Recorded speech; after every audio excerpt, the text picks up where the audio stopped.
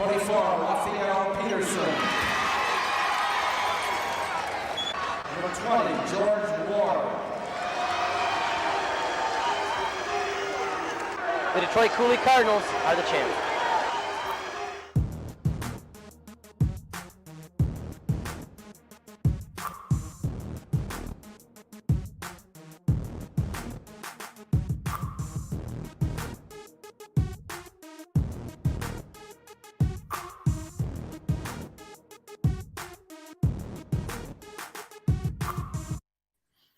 Welcome to State Champions Podcast Season 2. We back in the building.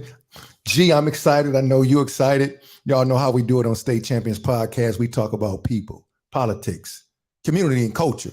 And what would a podcast be with two great friends, a former coach, current coach, Class A state champions, basketball champions here in Michigan, be without us discussing sports. I'm your co-captain, Raphael Peterson. To my left and to your right, my main man, George T. Ward Jr. How you doing, boy? Good. Middle of the week. It's 8 o'clock Wednesday. State Champions Podcast. That should be on everybody's calendar. It's good to see everybody, man. Good to be in the building with you. What's going on with you? Oh, man, you know me, just trying to make it happen, making things happen. Busy at the job. That's right. Trying to make sure the kids stay out of trouble, do the right thing, give them some guidance and support. Okay. Intervention and prevention, you know, the same thing that you do on the outside and in the schools. I'm doing the same thing. So, gee, man, let's do this. People, before we get started, make sure you follow us on IG, Facebook, and subscribe to our YouTube channel. Tell your family and friends to do the same and follow us on all social media platforms. Before we get into our next segment, we got to do this. Let's pay some bills. Let's give a shout out to our sponsor, My J Supreme 3-Point Contest. My J Supreme 3-Point Contest is the first and only national 3-point contest of its kind for no pros and just regular Joes and Joettes, 18 and over. My J Supreme will travel through 8 cities with a stop here in Detroit on June 4th. It's coming up real quick. 4 shooters will advance to Las Vegas, and 1 clutch shooter will win $25,000 cash in Vegas. But if you don't get that far, you can win $1,000 in Detroit and $2,500 in regional round. Sure. For more details, go to myjsupreme.com. Check out this video.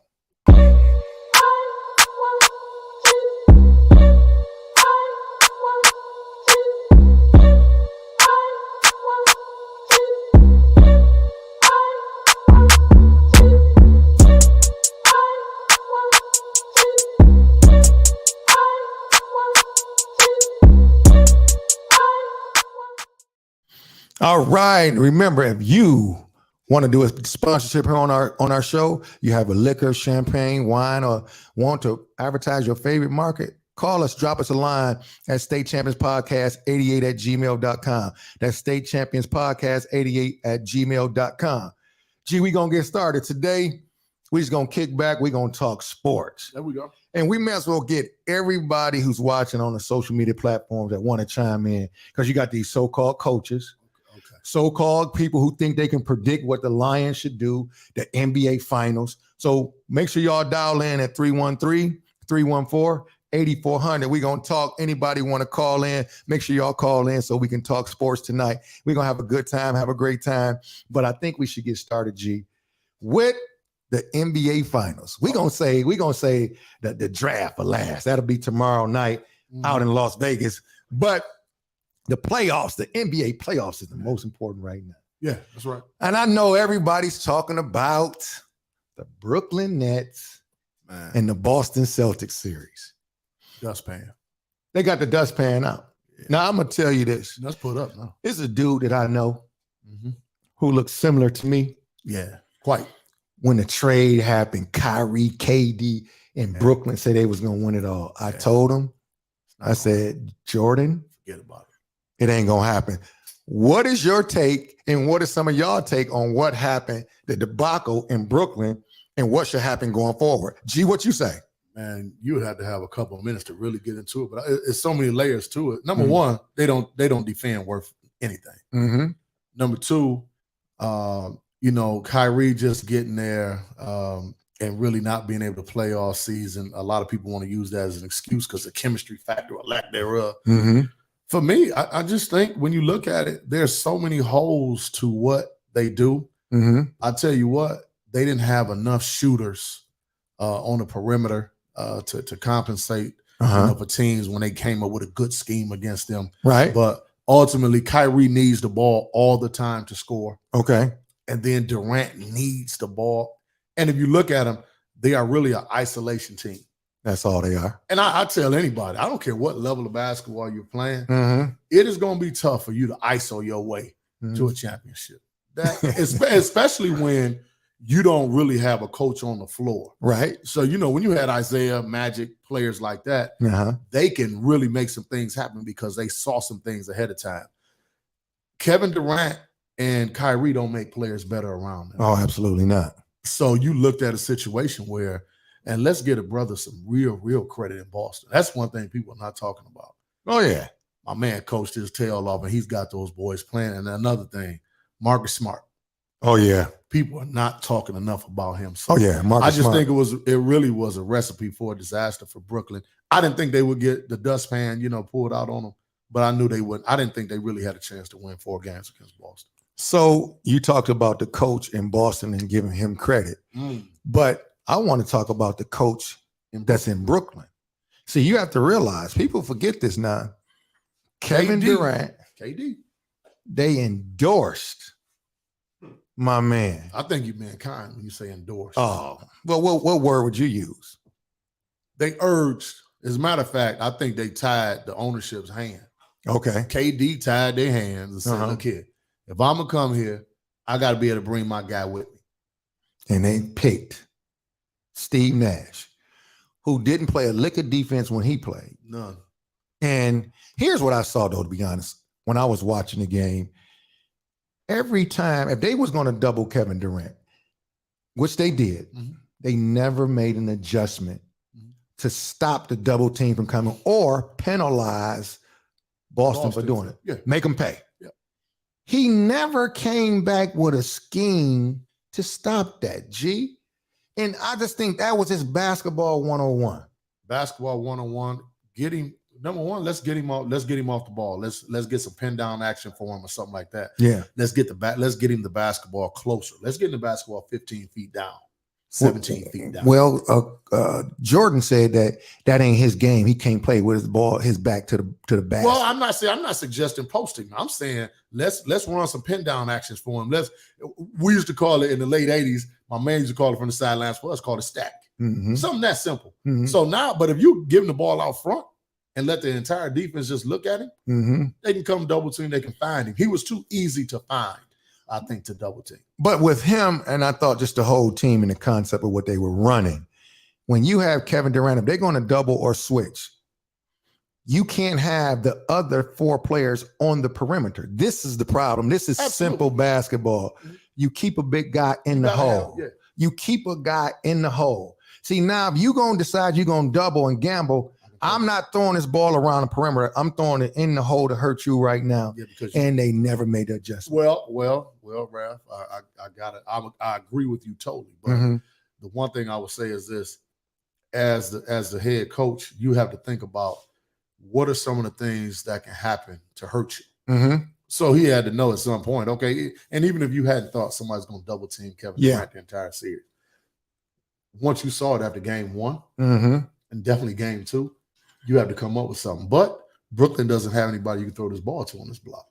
Well, see, if you doubling, one thing I know about the NBA, you throw it inside and you double, the big fella dunking it. Yeah. The big fella dunking it. And I just thought that they didn't have a person in the hole that will alleviate some of this pressure. Because if I throw it from side to side around the perimeter and they have better athletes in Boston, they're going to eventually catch up. They can get there.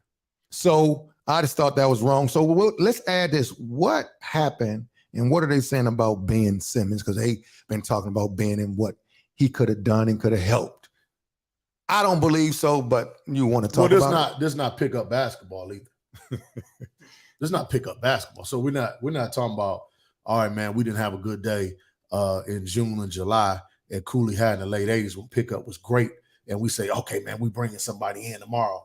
Well, that's a different story. You're talking about the NBA, and you're talking about a young man who hasn't played in over a year, who mentally was already kind of a little messed up behind what occurred in Yeah. Philly during the playoffs. And again, you're talking about a young man who hasn't played with these guys. Yeah. So people are saying, well, if Ben had played, no, if Ben had played, nothing. Nothing would happen. It wouldn't have made a bit of difference. As a matter of fact, they probably could have looked worse because now Ben needs the ball too. Now, the one thing I will say about Ben is he can pass the heck out of this basketball. Oh, yeah. And he can defend. But you got Kyrie Irving on the floor. He's going to have the ball in his hands. So I don't think it would have made a difference. Steve Nash really got exposed big time. I think he's been exposed before.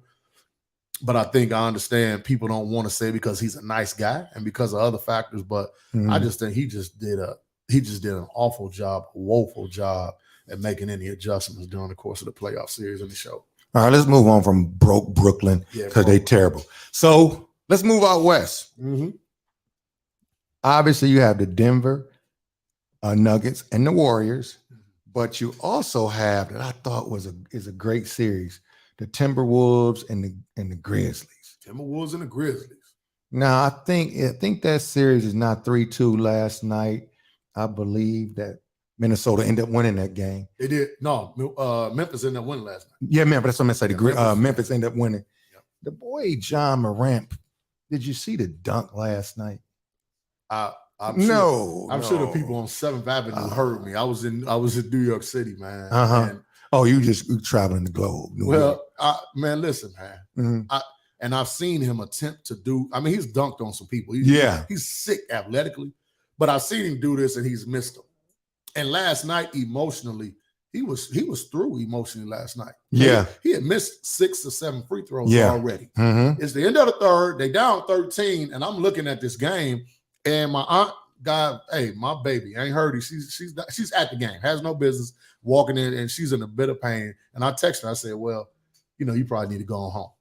Okay. And I said, "They look very nervous tonight." And I looked up when I hit send. I said, "Oh, what in the world?" I mean, he jumped over my man. That was crazy. Yeah, no, he did it. He did his thing, and he sparked him, man. I mean, to see his energy. And he didn't play, even during the comeback, he didn't play that smart. I mean, he took some shots. It was like, come on, man, what are you doing? Right. But his energy and his focus was crazy.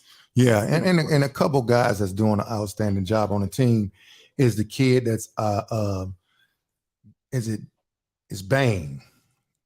He's playing awesome. But I'm gonna tell you another kid that once he arrives in the playoffs, Jaren Jackson Jr., he hasn't had a good game yet. Not yet. But if he gets going, and I think they'll get out of this series, and whoever they play in the next round, I think he's going to play a valuable part. So, who you like in the Denver Warriors series?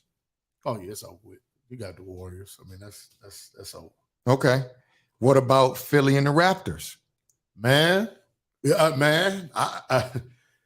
James Harden. Okay. Man, he should just going to be a party promoter. No, listen, man. Hold on. So you said James Harden should he start selling like champagne? Yeah. So what our toast gonna be to James Harden's party promotion? Man, party promotions. Why you say he should be a party promoter, man? Well, it's been well documented, and I got some intel because spending some summers around down in Virginia. That is right. So I know James. He likes to hang at the local bars, is what they telling me. James gets it in. Okay, so that's what I'm gonna leave it at that. I can't understand how someone so talented, and this is what makes Michael Jordan, Kobe Bryant so wonderful. So this to James Harden and party promotion. This is at the clubs. Oh, he is notorious. In Houston, I mean, it was almost like, man, they knew after the game, he coming. Oh no, ain't no man. You can forget about it. He gonna get it in. Okay. So James Harden, they must win Game 6. Okay. They don't win Game 6. I don't think they have a chance in the world of winning Game 7. Now they were up 3-0. Yeah. And I saw the disgust and I saw the anxiety in Joel Embiid. I believe he's going to go. I'm going to say it right now. I believe Embiid, the next game, will have about 40. Okay. They should prevail. Okay. But James Harden has stunk up the gym in the playoffs once again. And at some point now, listen, if the guy has been 3, 4, 5 teams with that kind of ability and hasn't come close, and I'm not a man that subscribes to, man, you got to win a championship to validate your career. I'm not one of those because it's a team sport. Right. You never know what can happen. But I believe in this. You got to perform, and you're supposed to be the guy. And you're supposed to be the guy. And you talking about James Harden has something in common with Lou Alcindor, obviously Kareem Abdul-Jabbar, Wilt Chamberlain, Doc Rivers. Doc Rivers could hand check you and almost guide you. He was so strong to where he wanted you to go. Ain't no question. James Harden, because of his ability and some of his antics and things, they changed some of the rules of the game. He was so talented, but he never, ever, to me, plays to win. So he, in my opinion, bum. Hey. Because if you're not a winner, what you doing out here doing? Just hooping? You're a loser. You might as well be in Fifth Hour gym. Yeah, and now that he's getting a little older, you can really see athleticism is declining. Athleticism is declining. So now you don't really play with a basketball IQ. You don't play with a lot of passion.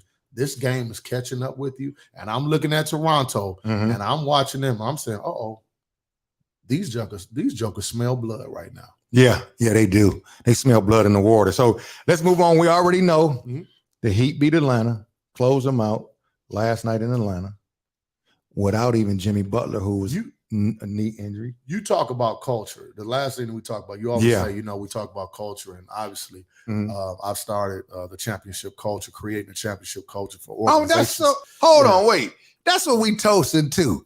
Man, the championship culture, man, we got a little sidetrack. Tell the people what you actually doing with this endeavor that you started called championship culture. But we got to toast to it. We got to toast to it. All right. Yes, man, that's hell. Championship culture. Tell the people what championship culture is and what it actually means. Wow, Raph. I'll give a brief synopsis right now. We're going to have some real advertisement going in a little bit. But championship culture, I was sitting down one day and a reporter asked me, said, well, Coach, man, everywhere you've gone, you've been able to win a little bit. What do you think it is? And I told him, I said, really, I don't even think about the coaching aspect of it. It's the culture. Absolutely. And for me, what we've decided to do, looking at our community, and we saw during the course of the pandemic, I'm looking around and I saw something someone said about a life coach. And one of my professors said to me one day, said, have you thought about being a motivational speaker? And I'm thinking like, no. Yeah. And that's stupid not to think about that. Well, you know what? As time went on, I just didn't realize it was so much money involved. What? Yeah. Well, it was a few years back. So okay, gotcha. And the more people talk to me, I said, man, you know what? This is something I can get involved in. So make a long story fast, I started some things and working on some things and really looking around and recognizing some organizations that needed help. Right. That really are involved with helping our young people. So my first endeavor was this Monday, actually. Monday, I drove up to Flint, Genesee County. Shout out to the people up in Flint. Okay. That had me up. And I spoke to the staff. Okay. Regarding developing and creating a championship culture. There you go. Because at the time I found out that Genesee County, Flint's Job Corps, they got a wonderful campus up there, wonderful management. But they're ranked 106 out of 125 Job Corps in the country. Wow. So they said, Coach Ward, man, someone that saw one of my interviews and post-game kind of talks with the team, and they said, you want to come up? And, I spoke to them and just talked to them about creating a championship culture and what culture looks like. So I'll be on the road doing that. Looks like I've got an engagement in Long Beach, California coming up real soon, too. Wait a minute. Yeah. Well, make sure you let me know about the LBC. Yeah, the LBC. We might can look up Snoop D-O-double-G. Man, I ain't going to ride the car with Snoop, though. No, I ain't say we was going to ride it. I said we was going to just look him up. I ain't say we was going on. We was going to look him up. Yeah, we're going to look Snoop up. We're going to holler at him. Ain't no question about it. Maybe James Harden come out there with us and promote a party. Doing that. But you talked about the Heat. Yeah. Going back, Raph. What do you think? What do you think, man? Because people are really not even respecting Miami. I'm telling you. Go ahead. And they're not respecting Spoelstra. Now, I'm going to tell you. I'm watching them from a basketball purist mind and eye. And I'm saying, wait a minute. They played hard as ever. No, they gonna check. They gonna check you. They gonna run their stuff. Yeah. Bam Adebayo. First time I saw him, NBA PA, National Basketball Players Association Top 100 camp a few years back. And he played as hard as anybody I've seen down there. Okay. And to watch him and Jimmy Butler together and see what Spoelstra does, and now you got a guy that takes more charges almost than anybody in the league, in Kyle Lowry. They're going to be a tough out. Well, I'm going to tell you. So I think that they have a real good shot at winning it all. Mm-hmm. And it's because of what you're talking about, this championship culture. Yes. And so I remember about a month ago, there was an incident on the bench. Man. Jimmy Butler and the coach, and I think it was Udonis Haslem. And they went at him like, hold on, listen. Haslem, like, man. Listen, I don't care what you do, but we here together and we ain't putting up with this garbage. Now, I don't know exactly what happened, but I saw it. And I did appreciate how everybody challenged Jimmy Butler. Indeed. And since then, come on, man, they took off. They took off. That is a championship culture. And I was telling Jordan, my son, that I think they have a real good shot at winning it. So what do you think about Milwaukee and the Bulls? Right now, I think Milwaukee is up. It's over 40-20 or something like that. What do you think about that series? And does the Bulls have a real shot? The Bulls? Not the Bulls. I mean, Milwaukee have a real shot. They're doing it again? No. Can they beat Miami? Oof, they could. I don't think so. Especially I said they could. Okay. But I don't think so. I think what Miami is doing right now and watching them, they're going about their business. They're going about their business like they've been on a mission. Like this is something they've thought about. They're not surprised to be here, and they're really willing to fight you. Man, we got a caller calling in and somebody calling. Let's see who this caller is. Come on with it. Caller, you on the air. Who we speaking with? Coach Dennis Parker. Coach DP. What's up? What's going on? I was just chiming in, man. You guys hit it on the head, man. We all know championship teams are led by the players, not the coaches. Yes, sir. There you go. And as you said, with that incident that took place, what you saw was a team taking charge. Yes, sir. Yes, sir. How you been doing? I've been excellent. Hey, DP, man, it's good to hear your voice, man. One thing I know is you just showing off because you wanted us to have to give you a shout out, man. So, you talking about best defensive coordinator around, man. So, you know a lot about championship cultures, brother. So, isn't it amazing, though, when you see Udonis Haslem, Ralph just talked about it. Haslem, people ask, why is Haslem still on the roster? That's why.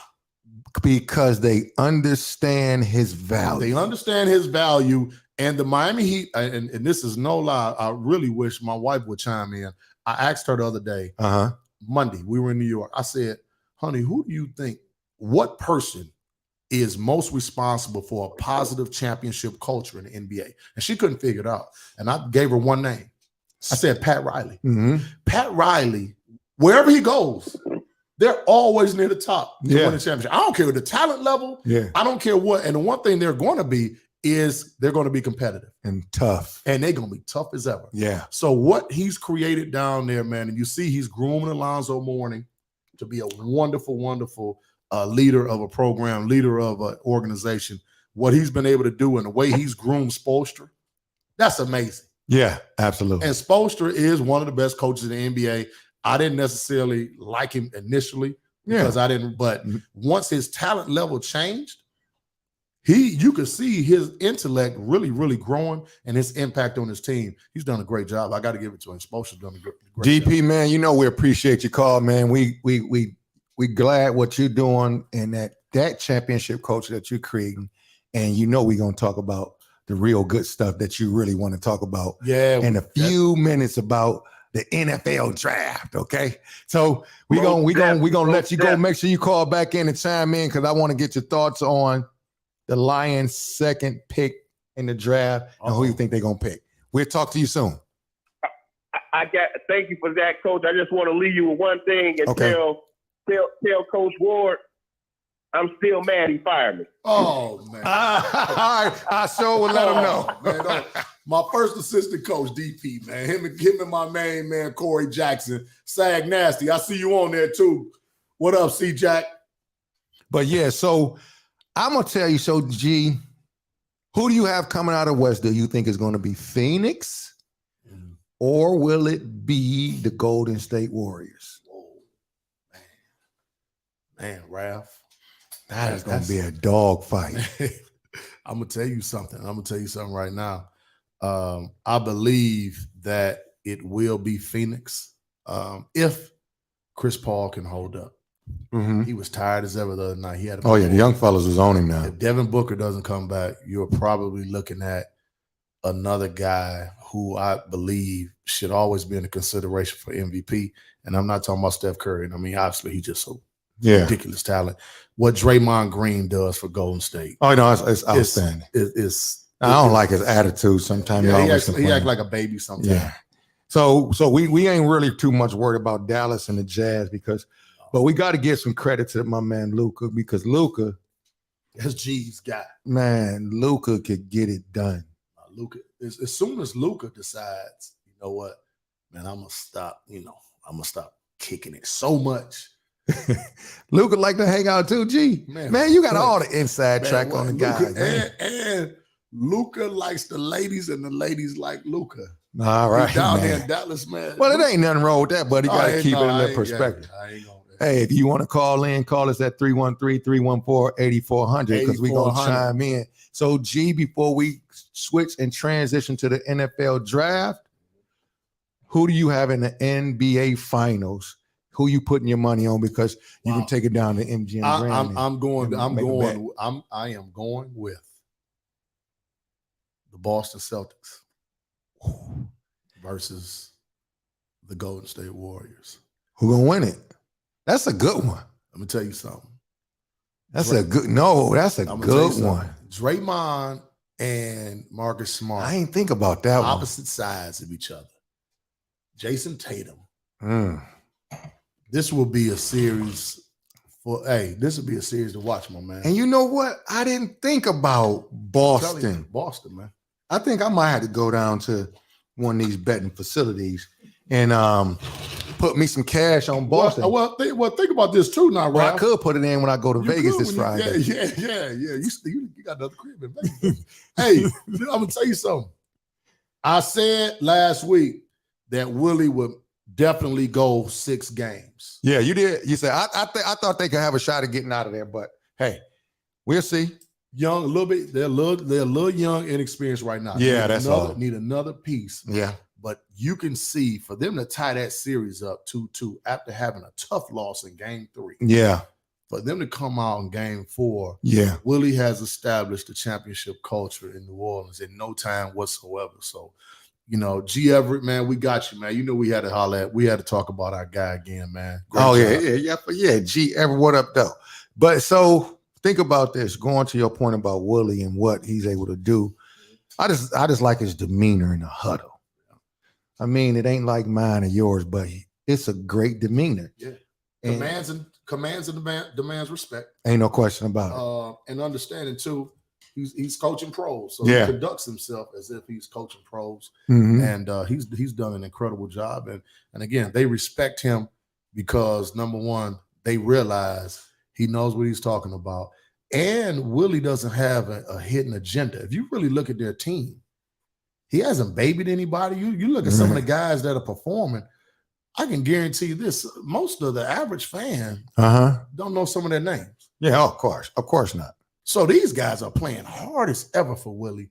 And what he is doing is rewarding great conduct, great hard work, and a great culture, man. So what he's been able to do, man, guys are on the floor. If you playing hard for the Pelicans, he's going to find some minutes for you. And you see he's rewarding those guys, man. And he's done a heck of a job. And I love the way those guys are playing right now.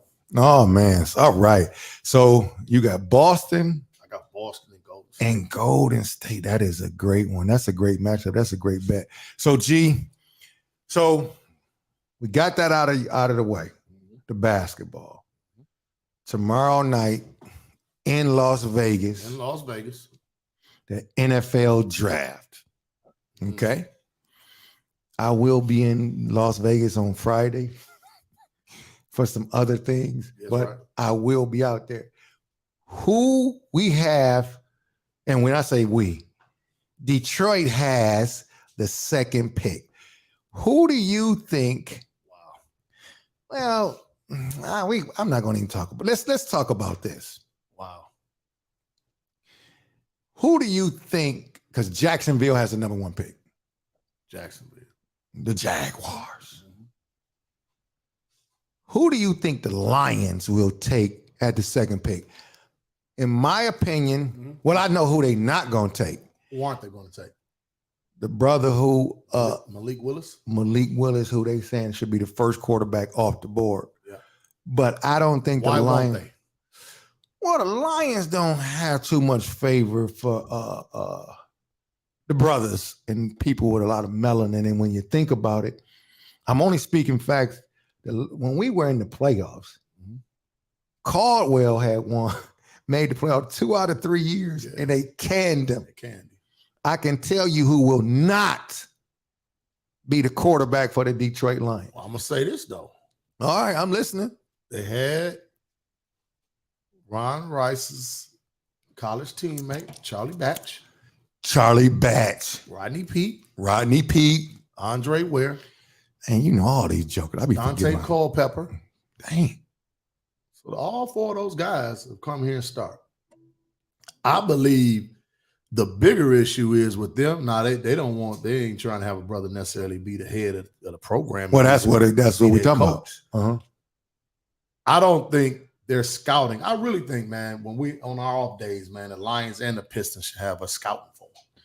And it's funny you said that. I was in a conversation just this morning, and I said, I'm trying to figure out who's scouting all the talent. And how are they ending up in these bad positions year after year after year? So you saying that the Lions should call us? How much you think we should take if they hire us? Oh man! Now I'm gonna tell you, I just take. I don't even want the league minimum. Just for scouting talent, I want to go in and check out the guys. I just take 50,000. That's all. 50. That's all I'm good. I just want 50. I was gonna say they got to give us at least 145. Give us 145. But see, listen, we're gonna change, and we're gonna change the entire organization around. So that's the one thing you gotta understand. It's a reason you're gonna bring the championship culture to the Lions.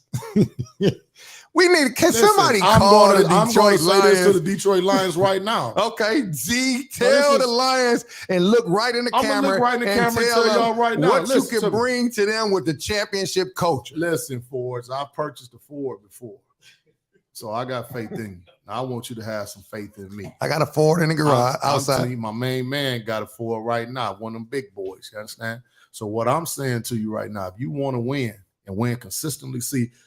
Championship culture is not about winning 1 year. Yeah.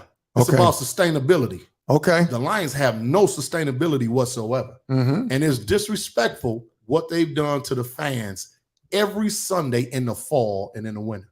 Oh, yeah. Our producer never sleeps well on Sunday nights because he's such a homer.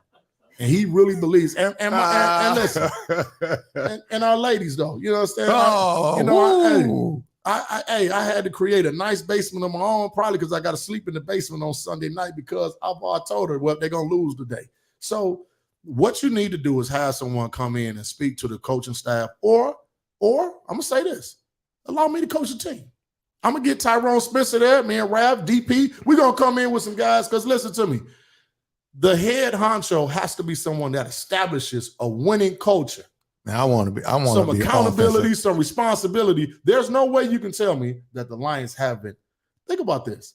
The Lions have in the last few years, they've had 2 players on the offensive side of the ball that have been considered one of the best to ever do it. So you had a wide receiver, the big boy, Megatron, and then you had the spin cycle guy, Barry Sanders, right? Oh, come on. Hold on. But then, let's say what you will, Matty Stafford, he leaves here Not so. Hold on now. He leaves here and wins the Super Bowl the very next season. So what I'm saying to you is this: the organization is the problem. You can't tell me, and then you can't tell me that, you know what, man, we're doing everything right. It just hasn't been our time. The Cincinnati Bengals have gone to the Super Bowl again this past season. Yeah. They had reached the very bottom of the NFL. Yeah. And worked their way back up and looked at us and said, man, y'all ain't nothing. Y'all still down there? Yeah. They went to the Super Bowl in the 80s. Yeah. Twice. Uh-huh. They played the only Super Bowl that was held in Pontiac Silverdome. They played the 49ers and lost. They went to another Super Bowl in 88. Yeah. And you mean to tell me they've gone to 3, and the Bengals, when you think about the organization, The Bengals. you would say, man, that ain't nothing. Yeah. So what that say about the Lions then? Well, So man, have us come on in, man. I ain't gonna charge y'all what I charge Genesee County, Flint. I'll tell y'all that now. Y'all have me come in, man. Give me 25,000. I'm gonna change the whole thing around. That's just for me to speak one day. and the Lions, they should not be playing down at Ford Field. You know where they should be playing at? Butzel. Nope, up at Cooley. In the back of Cooley. Butzel. We could do Butzel. they could play it in the back of Cooley. We could do parking and everything. Yeah. We have all the fans from the neighborhood. We'll let Because they Bones- wasting money, they wasting space downtown. We'll let Barry Cannon and we'll let Damian Perry, we'll let World unlock the gates, and him and Cannon run it. We'll have it down there at King, man. We'll have it down there at King. Well, and then, hopefully what they'll do, the coaches will come down and see King practice before they practice. And they can say, dang, this is how it's supposed to be done. This is what winners do every day. So, man, you wilding out. So listen, they're talking about the Lions are going to take Aiden Hutchinson from Michigan, the pass rusher and all of this. And I'm looking like, Okay. and again, I watched them and I'm watching them play. I promise you, I don't know if he's going to pan out like they think. Because when you get to that NFL, I don't see his motor like the guy who played down in with the Texans. Well, JJ Watt. Well, Ralph, I mean, I think I like the way he plays. He plays hard. He goes after it. But I do not know if he had a very good senior season. Mm-hmm. He's a hometown guy. So it's got a hometown feel. And he went to University of Michigan, Divine Child, Dearborn, all of that. Whoa, win championships with the hometown people. So I'm telling you, I don't think that's the choice. I think he's going to be a decent I can pro. guarantee you. I don't think at the number 2 pick, he's going to be they the number should 2 take pick. Hutchinson. Well, I could tell you that's who they're going to take. I'm guaranteeing he's the number 2 pick on tomorrow night. Well, let's talk about this real quick. We got to get 30 seconds because there was talk of they were going to take a real hometown. No, listen, that's where I was going. But go ahead. You could take it over. I know where you're going. I was going to pass it to you, but go ahead. They were talking about Ahmad Gardner. There you go. What's his nickname? Sauce Baby. Sauce Baby. Sauce. I saw Sauce Baby say, I'm the best corner in the draft. I saw it the other day. Well, Sauce is really a heck of a story because he went to the University of Cincinnati. Yeah. And, he had an opportunity to go to a couple of Big Ten schools, but they were kind of saying, well, you need to come to another camp and let's see this. Let me see you get off and then we're going to get you and we may offer you. So in essence, you're going back to assessing talent. Goes back to assessing talent. Okay. And I remember Coach Spence and Coach Patrick and those guys, man, told him, said, look, man, you go with who love you. It's D1. They got a great thing going down there. And you're not going to get caught up in the numbers game. There you go. And what Sauce was able to do is go Yes, down sir. there. And I saw this young fellow who was about 5'5" tall when he was in the 9th grade. Mm-hmm. That's what most people don't Think realize. about that, man. No, Sauce. Man, not for real. When you think about this, Sauce could have hid behind this bar without doing anything. He wouldn't have had to kneel down or nothing. He could have stood up and almost hid behind the bar. wow. But his confidence as a 9th grader, his moxie as a 9th grader. He probably was 5'6" or something, 100, because he's still thin, but he's strong as ever.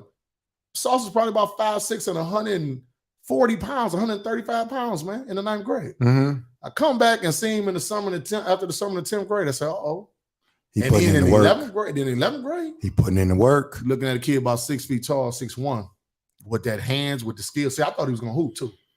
That's really where he got the name Sauce from. That's a whole nother thing. Okay. But he focused in on football, man. Man, God bless you, Sauce, man. We proud of you, man. The King alum. That's why I'm wearing the KC thing today, baby. No, It's all for you, you're Sauce. killing him with that. Proud of. Hey, and the most humble young fella you want to see.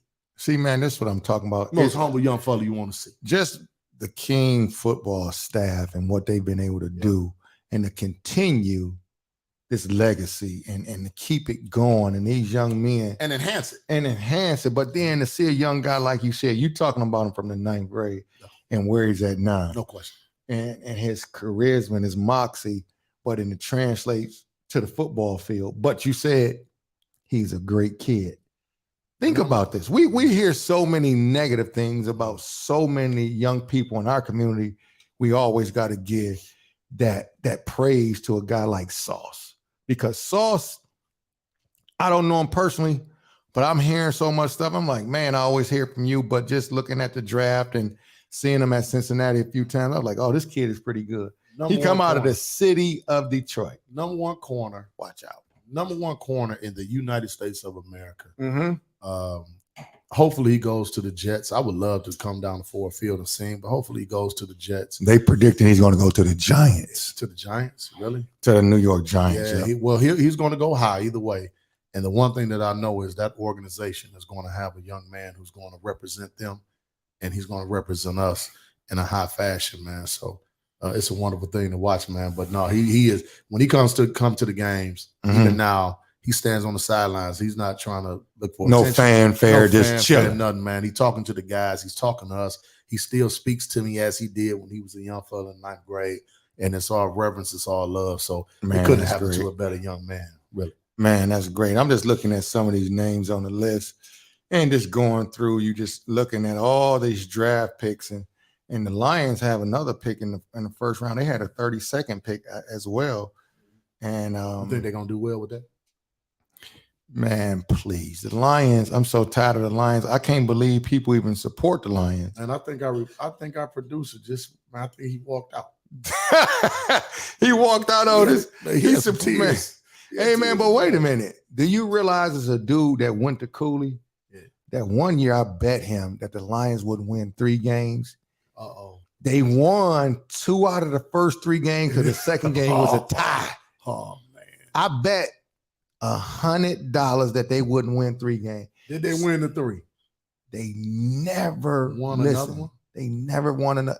I still ain't got my $100, man. So let me get this understood now, because I'm really a mathematical guy. So you saying they won 2 out of the first 3? 2 out of the first 3. Were we still playing 16 games at that time? It was still 16 games. So now if you played 3 games, you got 16. You got another 13 to fulfill. There you go. Your math sound like you on point right now. Are you suggesting? Yeah. Are you suggesting that our guy Quincy David Ruffin Smith, Rico DeBarge, are you suggesting that for 13 consecutive Sundays, are you suggesting that for 13 consecutive Sundays, Quincy, Misty Smith, Lori Lynn Ward, man, they all went to bed crying? Oh, wait. Well, you got to think. Man, you can't leave out Lisa Brogdon. Man, but see, I think Lisa's more of a realist. Yeah, she became a realist because of me. Yeah. And I had to tell, listen, it ain't the Lions is terrible. Yeah. And I know she got to be a fan favorite. Cute hard-headed. Yeah, my brother played for the Lions. At least he got an excuse. See, can you tell the dog? Sonny preaching. He ain't played for the Lions, so what's Q's excuse? No, think about it. Could you tell the people the time that we were at your house? Oh, man. And the Lions ended up losing. And remember, they had them earrings. They had the earrings on, and so which earrings though? So you got to they had these big, listen, the around the way girl earrings. Okay, the around the way earrings, and listen to me. What did they have inside the around the way earrings? The lions, and they had all these fancy colors. And me and George is in the basement clowning. Oh, yeah. And so the wife got so mad. Yes. She went upstairs and she took off her earrings and threw them down the stairs. She threw something at me. Now she threw the earrings. I'll never forget it. I could not stop laughing. Well, she did not throw them until, the agony of defeat, Wild World of Sports. She thought the Lions were going to win. They had done a great job. Stafford threw a couple touchdowns. And the next thing you know, they lost. It was the regular Lions. The old school Lions. So I'm hopeful because I do, I'll be 52 when the season starts, but if the good Lord let me see it, we'll be 52 years old. Yeah, we both will be 52. I can't lie. I would love to have a reason to root for the Lions. But G, don't listen. Another one bites the dust. Yeah.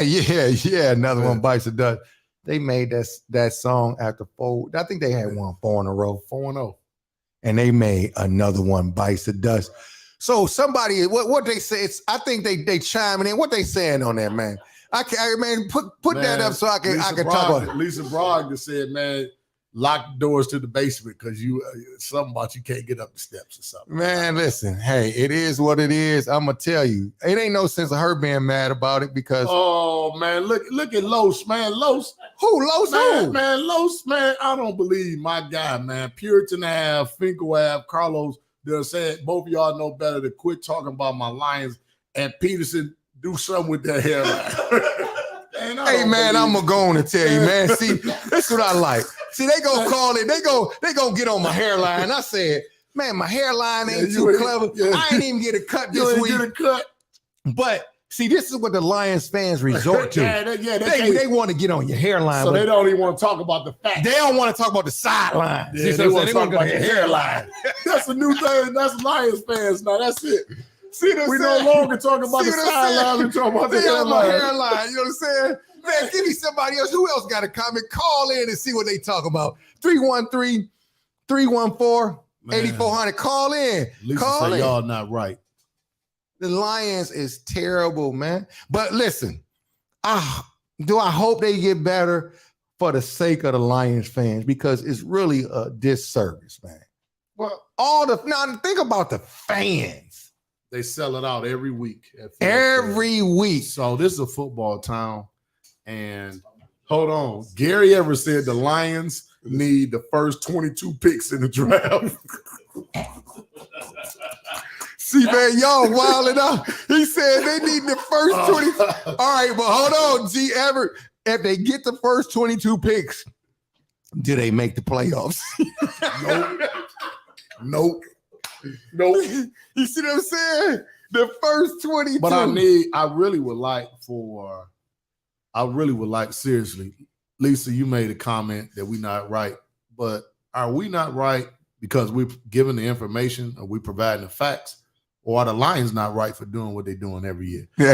So here we are in this town. There are tailgates. I mean, I'm serious. They tailgate the Cooley High alum, Debbie DeVault.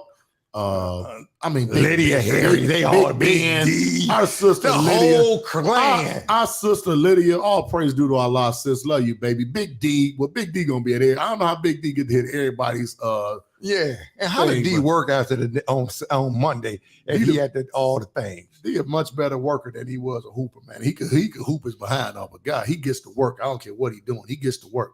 But I'm trying to figure out all these tailgates, DeLonda Little and the referee crew. Everybody supports the Lions, and everybody has on Honolulu blue and silver every Sunday. The fans sell out Ford Field every Sunday. And they fly to London when they play in London.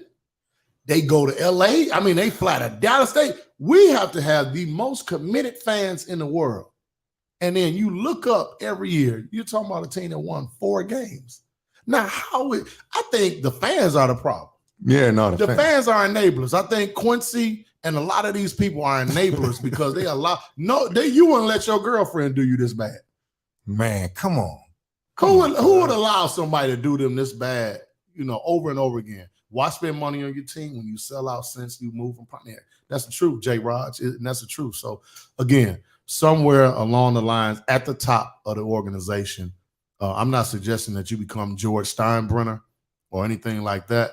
But somewhere along the lines now, we have to do a better job from an ownership perspective and provide this city what they truly deserve. And that's really a winner, man, because man, I just think to back to just thinking about the times when they had great teams. Well, not great teams. Who has a great team? Not great team, but good teams. We didn't see it. And yeah, but I mean, when you had the players and you talk about the Barry Sanders and the Megatrons, they just never put the time and effort. But why would you? Again, here's my concept. If you keep taking your, G, what you got people calling? They that mad at you? They that mad at G? They done called G phone and said they was gonna beat him up, man. Listen, we got to call security. But why would you keep, in terms of the Lions, if you're gonna continue to pack the stadium every weekend and not put a good product out there? Why would they put a good product out there? It makes no sense. Yeah, it makes no sense. But again, I think with that number 2 pick, let's make a splash. I think the bigger pick, like you alluded to, number 32, right? Yeah, we got a 32nd pick as well. Yeah. I think that really shows where you've been from a scouting perspective. When you have the number 1, 2, or 3 pick, you're almost in a position where you at least know you're getting somebody that can make an immediate impact. Okay. I think when you start talking about 30, second round, 4th round, all of that. Yes, sir. This really shows from a scouting perspective what you've done. And I've yet to see where the Lions have had a 4th round pick. You know, you look that was successful. You look at what New England was able to do. I mean, Brady went the 7th round, right? Yeah. So you look at it. I want to see where the Lions have really done their homework and they've sat down and really thought this thing out and really paid attention. So I think the one thing I can say is the coach does have them playing hard. Who? Well, they didn't quit last year. That's one thing I'll say about it. The coach who said they was going to get knocked down and bite their knees. I mean, you got to give them some credit, Ralph. They fought last year, man. It was some games where you look up. Yeah, I'm gonna give them some credit to probably Finger Hut. Finger Hut, everybody get credit at Finger Hut. Man, are y'all kidding me? I think, but they played hard, man. You got to give them that. You have to. This is G. You just switched your tone. You are really a homer in disguise. This is why you zip down your jacket. I think you got on a Lion shirt. I really think you probably do. You got on a Lion. See what I said? But you love the Lions. You tell me he's terrible. That was one of the worst hires they could have made. No, that wasn't a good hire at all. I know. Man, come on. See, we can't even give credence to that because what happened? They be like, well, people kind of like my man. They playing hard. You know what I mean? Listen, that sounds like a loser to me. Well, no, there's no question about it. Listen, they're losers. I get that part. I'm just saying I hope that they make a good decision. Who do you think is going to be the number 1 pick? Man, I'm going to tell you what they're saying. They talking about this kid. The young fella from Georgia? Nope. They saying this kid out of NC State. Oh, it's one kid. It's different mocks have. It could be the kid out of Georgia, but then they have another kid out of NC State. Yeah. Well, but the kid out of Georgia, the D lineman, dang, that's tough. That's tough. I believe this is a draft where you really have had to do your homework and pay attention to all the intangibles. Yeah. In order to be successful. And again, it's about fit too. The Lions need a number of things. I think it has to be, for me, I would love to see Malik. The Lions do need a number of things. Starting with see that quarterback. A new ownership. Yeah, you can't draft that. You can't draft that. I believe they should get the quarterback out of Liberty. I think he can bring some excitement to what we do. And, the thing about it is they're not going to win the Super Bowl next year anyway. And I always say that. If you're not vying for a championship, then like John Harris, you just said, what's up, brother? All city player, baby, all state. My main man. What's up, coach? The quarterback situation for me, Goff is there. And Goff is not the answer per se, especially for what they're doing right now. Goff ain't the answer. No, he's not the answer. Goff, he is the answer. I'm gonna tell you where. In Little League football. Yeah, well, yeah, he definitely ain't the answer. He's not the answer for them. Come on, man. We don't even give him the Goff. People don't realize Goff could not even call his own audibles when he was in LA. Yeah. You're right. So so stop it. Don't even give him no credit. No whatsoever. Goff, so that's why listen. I'm saying the Lions have to say to themselves, let's make a splash right now. Let's get this quarterback. Let's build around him, and let's develop him. You know, I think as an organization, they haven't developed anyone. I tell you what, I'm gonna tell you, if they're gonna keep Goff, they should go get this guy that I know real well now. He is a Turkey Bowl Hall of Famer. Listen, if they're gonna keep Goff, they may as well bring me out of retirement. Turkey Bowl Hall of Famer. Listen, I'm gonna tell y'all, this is a true story. One Turkey Bowl year, I'm telling y'all, what a camera. Oh, this camera right here. Here's what it is. One Turkey Bowl, I counted for 6 touchdowns. Listen, I threw for 4 touchdowns. You done had too much champagne. No, listen, and I caught 2. Listen, G, you wasn't there. I know, we but never called you because they said G is not getting out of bed and you got bad knees. You know, I got one bad knee, but man. But I'm just saying, they're gonna keep Goff. Come on, I could be the quarterback. Well, I'm just trying to figure out, do they really want to win? Are they trying to move forward to building this organization? That's my biggest thing about N-O spells no. Well, let me ask you this then. So we've understood they if they don't draft the right person tomorrow, it's gonna be pretty bad. Let's talk about my main man Miggy though. 3,000. Ooh, Miggy got 3,000 hits. Miggy got 3. Listen, Miggy has done a great job. Came here and stayed. Yes. And just battled it out. You know, Miggy, he's obviously up in age, but he kept battling. 3,000 hits. Can you imagine? So let me ask you this. Manny Ramirez, you know, some of the other guys, been a couple other right-hand hitters in the league, in the history of this league. Miggy ranks up. Where would you consider him ranking? Do you consider him one of the top 5 right-hand hitters ever played this game?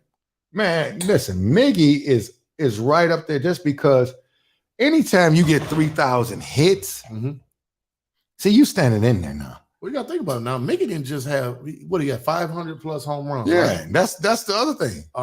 You're talking about a fella that when he got to the Tigers, he really resurrected the organization.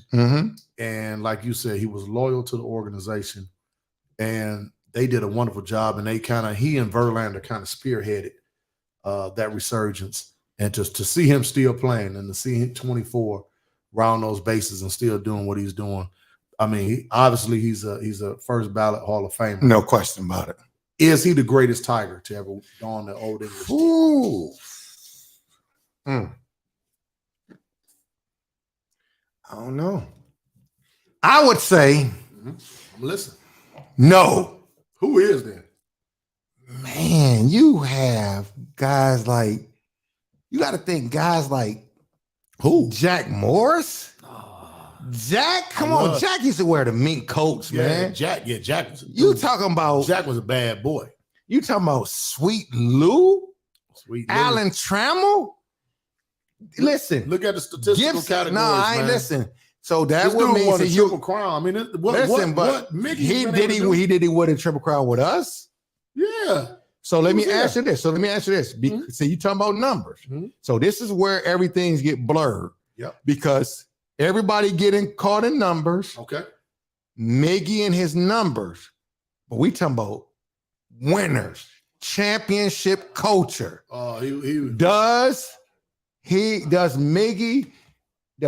everything come full circle with them? I'm telling you, it's a lot of other Tigers out there that I would go with. No, it can't be Miggy, a lot of other listen. Tigers, man. Well, listen, I'll tell you this. I'm gonna tell you, would you put him over Gibson? Oh, that's not even close. Man, come on, Kirk Gibson. See, that's because we were young and we watched the Tigers and we liked them. No. Kirk Gibson came in on a bad hamstring. He was with the Dodgers then. No, but still, what I'm saying is this. He was not better than Mickey. That wasn't even close. Man, you don't think so? It's not even close, Ralph. That was like Ralph. Kirk Gibson would tell you that. No, man, I ain't good as my man. What Mickey has done, really, Ralph? Miggy, he has rewritten the record books for the Detroit Tigers. It's not even. Listen, Rap. So I was a kid. I was a young fella that me and my grandmother, Irma Jean Ward, my baby, we watched. Man, we got another call. Let's see. Somebody happy now. Let's hear this. Caller, you on the air? Who calling in? Because somebody must be excited about this conversation. It's Gary T. Everett. I knew it was you, man. Man, Gary T. What up, boy? And it ain't Ty Cobb either. Ain't Go nothing ahead. to it. How you feel? Man, we good, G. It ain't Ty Cobb, but go ahead. Yeah, Ty Cobb is up there. He was a racist piece of work, but you know. Ty Cobb. Mickey Lowley. Gibson didn't play here that long. But Yeah, I mean, know what I'm saying? Hold on, let me turn my. Yeah, where you at? You at Teresa's, man? Come on. Man, I'm at home, man. Hey, G. Show, man. G, we want you in the studio next week, too, sitting in one of the blue chairs. We got the prime chairs down here, too. Now, go ahead, G. I would love to come there. So, G, let me say this to you. Ty Cobb, as you know, was, just a pure racist, and I get it.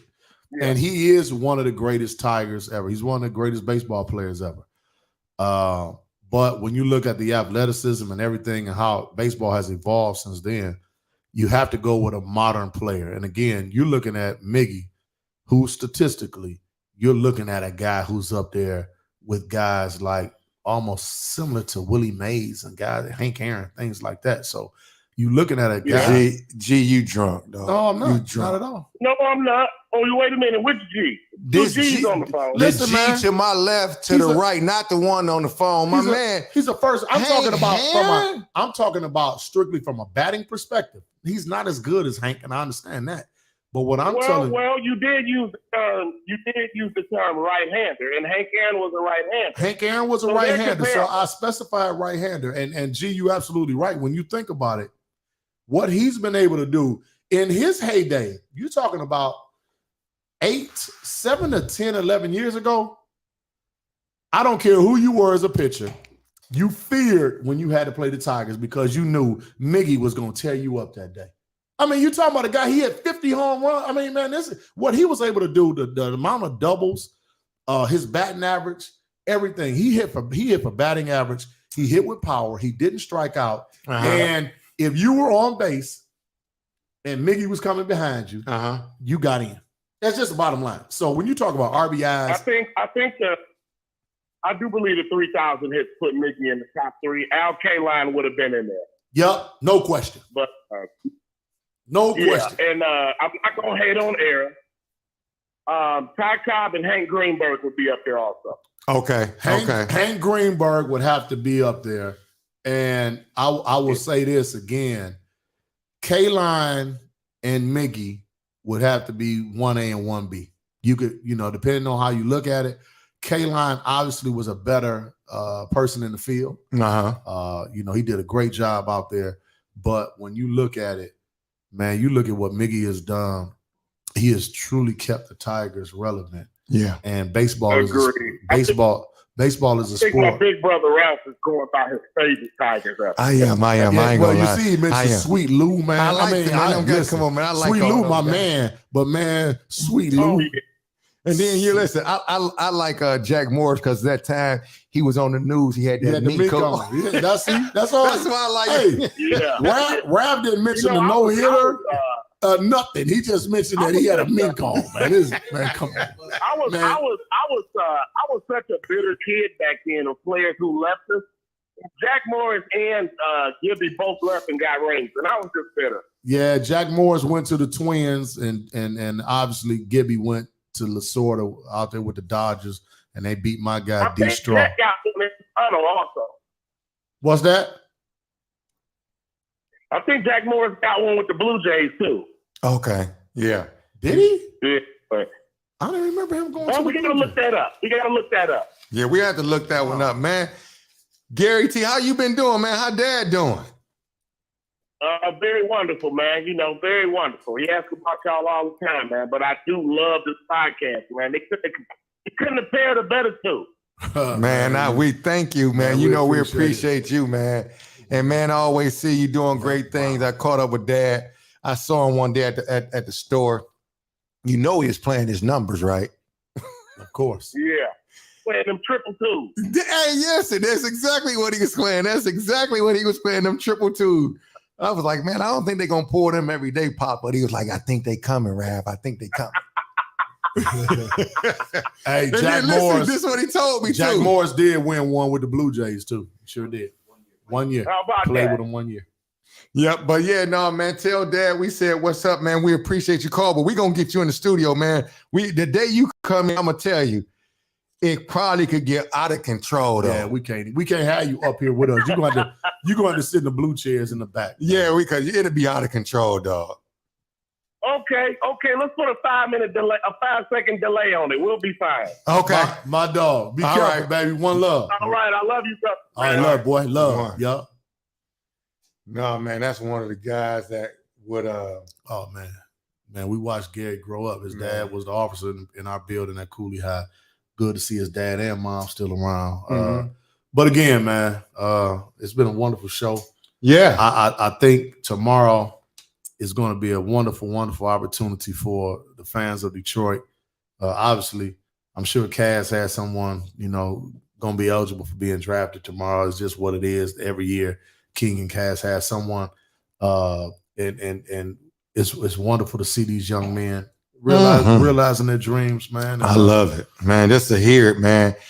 I know you've been around the guys, but just to hear it, I'd be like, man, I know how the family feels. Oh yeah, absolutely. And the young person, but we can't discount that and not overlook and overshadow. Yes, They're still young men, and then the expectations. absolutely. They become accountable for a lot of people. Oh man, And that's why they need to make sure that they had the right people in their circle, because people want handouts and they expect certain things. Grandma, uncles, cousins. Dr. Cecil Forbes talked about that right over there. Yes, sir. last So, year, man. we know we get them, but I'm hoping you can get, what if you can get Sauce in the building? We try to get Sauce. I mean, Sauce in popular demand, man. And Sauce in the building. man. What we gonna do too? After he get drafted, one of these days we're gonna get Spence up in here before high school football season start again. Yeah. And let him talk about his championship culture that he's sustained, since Coach Reynolds and Harville, obviously, man. So it's a wonderful thing to have, it'll be another King corner, because you look at Ambry Thomas for San Francisco. Yeah.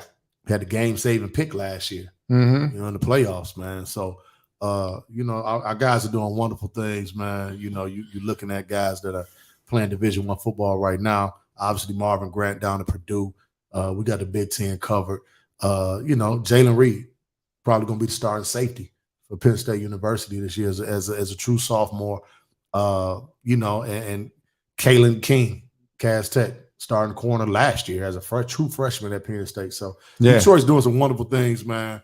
The basketball piece going to pick up, and we'll make it happen from there. Man, so listen, we appreciate everybody tuning in. I think producer, I think we should go next week with a ceasefire team. Man. I think a lot of people really, really need to know what we are doing in the city of Detroit in terms of having that impact, intervention, and prevention with the young people, but also in the community. So are you suggesting that we have, because you got to have the producer, you got to have Bishop. Oh, you got to have so what'll happen? So the producer, I say he should be on the show. Mm-hmm. But when I said that, he lined up 2 other people. I was thinking, what the producer is doing, I have no idea. But okay, that's fine. The producer likes to play in the backseat, but he really needs to be up here as well, talking about what Ceasefire does. But then the team, obviously Bishop Darrell Harris, but also we have a new member to the team and legendary in the city of Detroit that has taken part and becoming a part of the solution in the city. Absolutely. Kurt McGirt. YBI. That name rings so far across the city.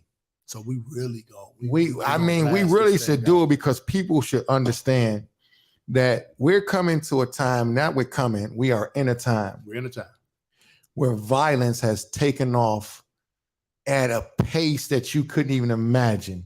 George, you showed a video to us and I didn't see the video, part of it where these men went into Oak Park High School and just stormed the school and was fighting. Wow. We need to understand that nobody is coming to save us. Nobody's coming to save us. We got to save ourselves. And for us, we talked about last week, we talking about pop culture. Yep. We got to understand, we got to stop the violence and end all of that, because the only people that's really dying at a high rate, it's us. You talking about Detroit, Cleveland, you name all the major cities, Chicago, Philadelphia, Chi-Town, you name Atlanta, it. LA. We really need to put a lens and the light on what we do to a great extent so people can see it. We had a special scripts organization that does great work, followed us around. We need to show that video and show what we're doing in the city, because people don't understand. Nobody, again, I'll say it again, nobody's coming to save us, okay? Nobody's coming to save us. And we have wonderful team members. You talking about Phil, you talking about Kirk, you talking about Sincere Antele, you talking about a number of people, you know, Big E. Great things. But now mind Corey Ortiz. the ladies, female, but think about it. Chaplain Stinson. And the guys who are returning citizens, who I love when they talk about it, they were tearing up the city. Now they want to give back. I think we should give a tribute to them.